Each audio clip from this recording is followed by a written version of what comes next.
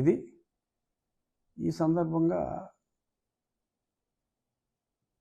బాగా సపోర్ట్ చేసిన సామాజిక వర్గం, దళిత సామాజిక వర్గం వాళ్ళు ఇప్పుడు దూరం అవుతున్నారు. డెఫినెట్గా రేపు బ్రదర్ అనిల్ రంగప్రవేశం చేసిన తర్వాత వారు మరింత దూరం అవుతారు. గమ్మత్తైన సంఘటన జరిగింది ఏంటంటే, నిన్న ఉయ్యాలవాడ నరసింహారెడ్డి చిరంజీవి గారు ఆ క్యారెక్టర్ని చూసి చాలా ఇన్స్పైర్ అయ్యి మరి అద్భుతమైన సినిమా కూడా తీశారు. మరి రెడ్ల పౌరుషానికి ప్రతీక ఉయ్యాలవాడ నరసింహారెడ్డి. ఒక అల్లూరి సీతారామరాజు ఎలాగో అంతకు ఒక 100 సంవత్సరాల ముందు, సరే సీతారామరాజు గారి రేంజ్ ఫైటర్ అయినా కాకపోయినా మరి నాకు తెలియదు. బట్ ఆ సినిమా చూస్తే, ఆ సినిమా చూసేదాకా నాకు పెద్దగా ఆయన చరిత్ర తెలియదు. మరి ఆయన మరి బ్రిటిష్ వాళ్ళు ఆయన్ని ఉరివేసి 2 రోజులు అలాగే ఆ కర్నూలు, ఆ కోటారెడ్డి, ఆ బురుజు, ఆ ఏరియాలో మరి ఉరివేశారని చెప్పి అంటారు. అటువంటి మహానాయకుడుకి ఒక కాంస్య విగ్రహం ఆంధ్రప్రదేశ్ రెడ్ల సంఘం పూనుకొని 30 లక్షల రూపాయల వ్యయంతో అనంతపురం గవర్నమెంట్ కాలేజ్ ప్రెమిసెస్ బయట అందరికీ, ప్రజలందరికీ స్ఫూర్తిగా ఉయ్యాలవాడ నరసింహారెడ్డి ఒక రెడ్లకే పరిమితం కాదు, ఒక మహానాయకుడు, ఒక ఫైటరు.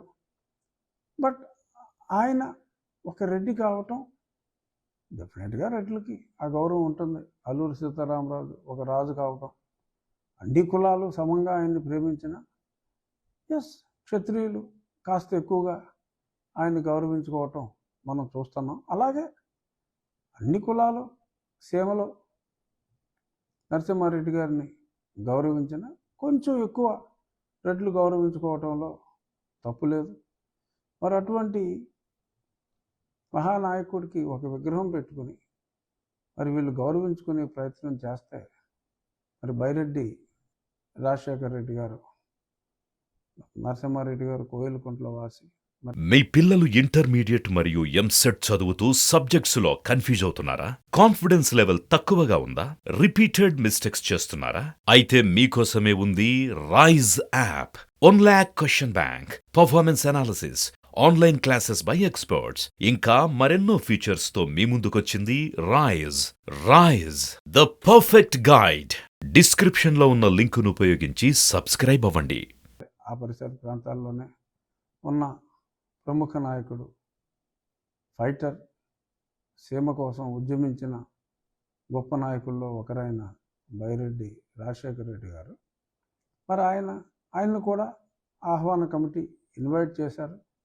10 మందిలో ఆయన కూడా ఒక ముఖ్య అతిథిగా అక్కడికి వెళ్తే, మరి తాడేపల్లి ప్యాలెస్ నుంచి అప్పటి వరకు అంతా సజావుగా జరిగింది. మరి సడన్గా మొన్న రాత్రి ఇన్స్ట్రక్షన్స్ వచ్చి మరి అందరినీ అక్కడి నుంచి తరిమేసి ఆ విగ్రహ ప్రతిష్ఠ జరగడానికే వీల్లేదు అని చెప్పి మరి ఆపేసినట్టుగా తెలిసింది. మరి నిన్న రాజశేఖర రెడ్డి గారి ఆ ప్రెస్ మీట్ చూసా, చాలా చాలా బాధపడ్డారు. రెడ్లలో పురుషులందు పుణ్యపురుషులు వేరయ్యేలాగా మరి రెడ్లయందు నకిలీ రెడ్లు వేరయ్య అని చెప్పి ఆయన ఒక చక్కటి సందేశం కూడా ఇచ్చారు. పడుకున్న నాగుల్ని తొక్కి మరి నాగులు పగబట్టేలాగా మీ పద్ధతులు ఉన్నాయి అని చెప్పి ప్యాలెస్లో ఉన్న నాయకుల్ని, వాళ్ళు రెడ్డి నాయకులే కావచ్చు, మరి వాళ్ళని కూడా ఆయన హెచ్చరించారు.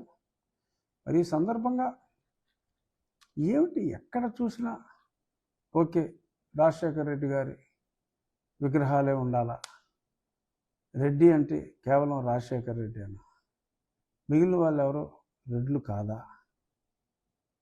అంటే ఏమిటి మీ ఉద్దేశం?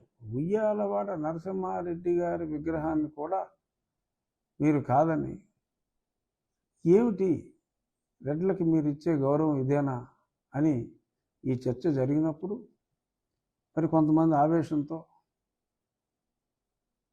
మేకతోలు సమదర్ తోలు కప్పుకున్న కొందరు రెడ్లుగా చలామణి అవుతున్నారు అని కూడా మరి రాజశేఖర రెడ్డి గారు మాట్లాడటం జరిగింది. బైరెడ్డి రాజశేఖర రెడ్డి గారు మాట్లాడటం జరిగింది.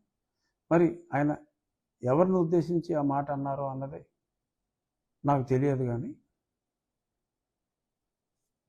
ఒక చరిత్రలో లిఖించబడ్డ ఒక నాయకుడు, ఒక బయోపిక్ కూడా మరి ఆయన మీద చిరంజీవి గారు లాంటి మెగాస్టార్ నటించిన సినిమా ఎందుకు తీస్తారు? నిజంగా తీరు కదా, మామూలు వాళ్ళ మీద తీరు కదా. జగన్మోహన్ రెడ్డి గారి మీద అంటే ఏదో తీయించుకుంటారు కొంతమంది సినిమాలు, అది వేరే విషయం. బట్ ఆయన మీద మరి ఒక గొప్ప నటుడు యాక్ట్ చేసేదంటే మరి అది గర్వకారణం. ఈయనకి గర్వకారణం, వారికి గర్వకారణం. అంటే ఆ సామాజిక వర్గానికి కూడా డెఫినెట్గా గర్వకారణం.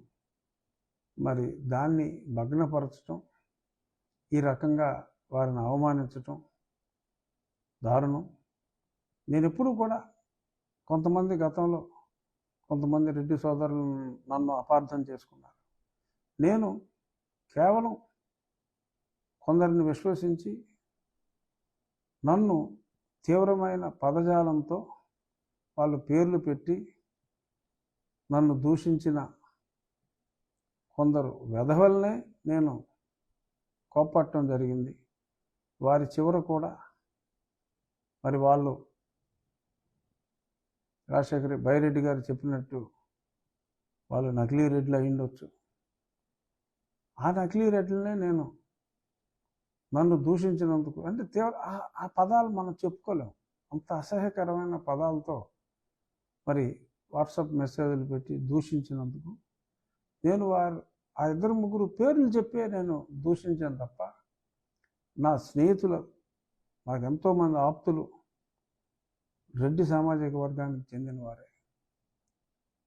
రెడ్లు అంటే ఆ సమాజంలో ఆ గ్రామాల్లో గౌరవించబడే వ్యక్తులు. ఎవరో ఏ ఊరి నుంచో వచ్చి రెడ్డి అని పేరు పెట్టుకున్న వాళ్ళు ఎక్కడైనా ఉండొచ్చు. But majority of the people, ఆ పోకనాటి రెడ్లు కానీ, ఆ పంట రెడ్లు కానీ ఎక్కడైనా ఉంటారు. కొన్ని విభజనలు వాళ్ళకి వస్తాయి. ఇప్పుడు క్రిస్టియానిటీలో కూడా 7 రకాలు, కాథలిక్లు, ప్రొటెస్టెంట్లే కాదు, సెవెంత్ డే అడ్వెంటిస్టులు రకరకాలుగా ఉన్నారు. అలాగే ఉండొచ్చు. కానీ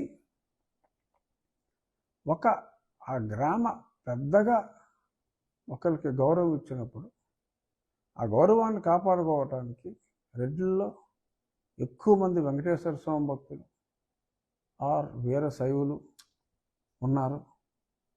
వాళ్ళ గ్రామ అభివృద్ధి కోసం యావదాస్తిని త్యాగం చేసిన రెడ్లు ఎంతోమంది ఉన్నారు. రెడ్డి అంటే అదొక సమాజం ఇచ్చిన గౌరవం.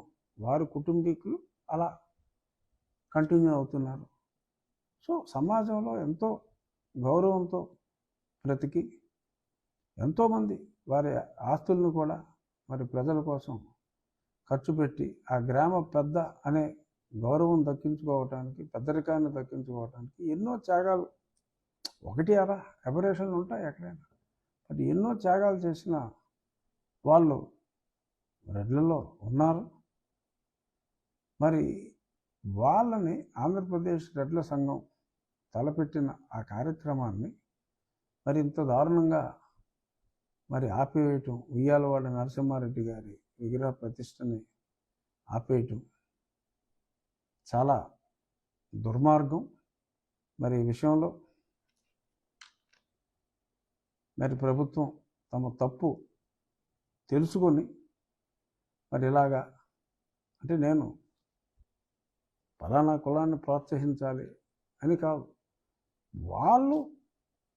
వాళ్ళ కుల పెద్దల్ని గౌరవించుకోవటం తప్పు కాదు. అందులో మనం వేలు పెట్టి ఆ విగ్రహ ప్రతిష్టని ఆపాలనుకోవటం మరి అది సమంజసం కాదు. కాబట్టి దయచేసి మరి ఆంధ్రప్రదేశ్ రెడ్ల సంఘాన్ని పిలిచి సారీ చెప్పి వైభవంగా వాళ్ళకి కావాల్సిన నాయకులను వాళ్ళు పిలుచుకుంటారు.